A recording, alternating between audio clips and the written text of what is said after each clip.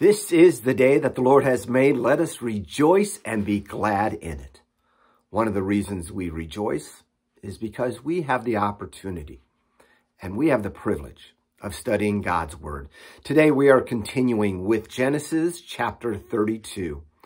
As we wrapped up 31, Jacob left his father-in-law and was returning to Isaac and his mother Rebekah and his brother Esau. Now remember that there was a little bit of a disagreement between Esau and Jacob when they left. We'll get to that in a bit.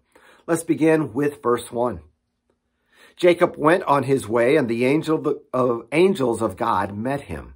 And when Jacob saw them, he said, "This is God's camp." So he called the name of that place Mahanaimah.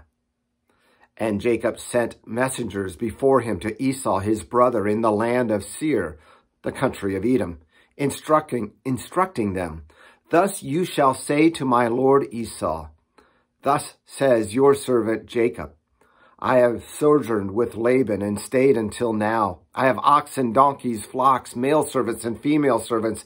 I have sent to tell my lord in order that I may find favor in your sight."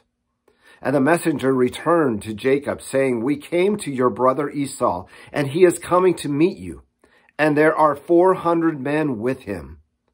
Then Jacob was greatly afraid and distressed. He divided the people who were with him and the flocks and the herds and the camels into two camps, thinking, if Esau comes to one camp and attacks it, then the other camp will escape.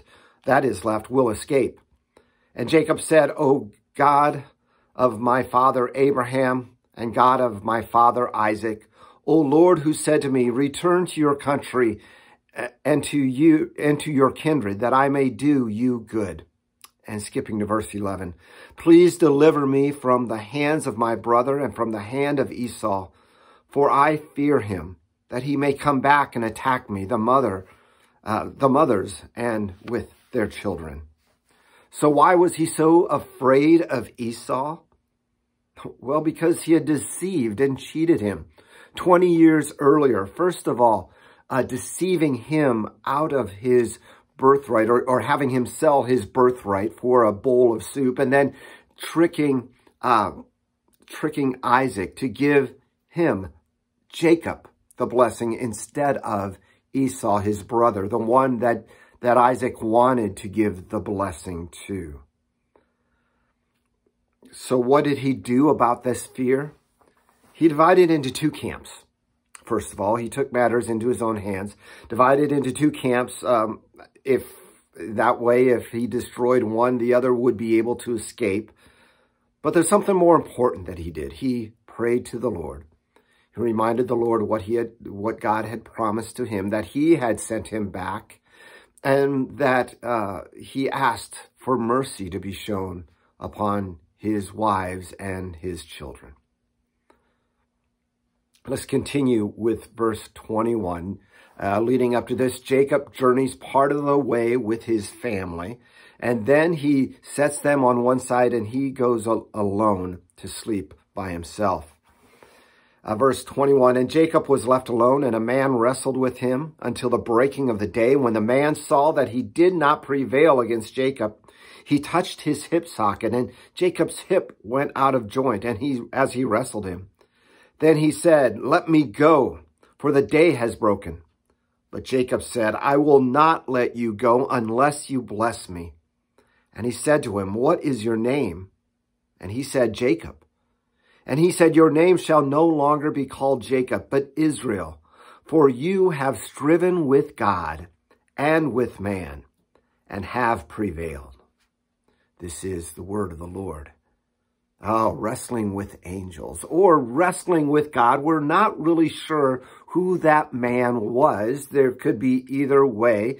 The word that he gives, Israel, you have striven with God and with man and have prevailed.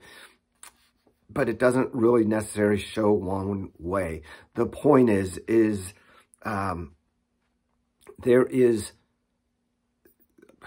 the point of this is that he was wrestling with what to do, maybe wrestling with his past, maybe wrestling on how to approach us, maybe wrestling with his fears and his worries.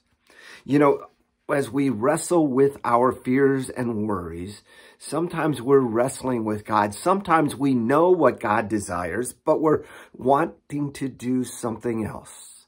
Sometimes we are striving against God.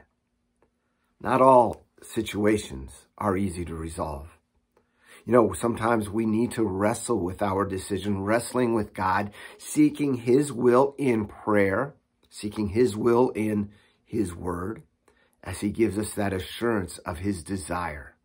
As we wrestle with God, we remember and we are reminded that he is God over all things, that he loves us, that he will never leave us. As you wrestle with God in your circumstances, remember that he loves you always and that he will never leave you. Go in peace, and we'll be back tomorrow and see how Jacob and Esau, what happens when they meet.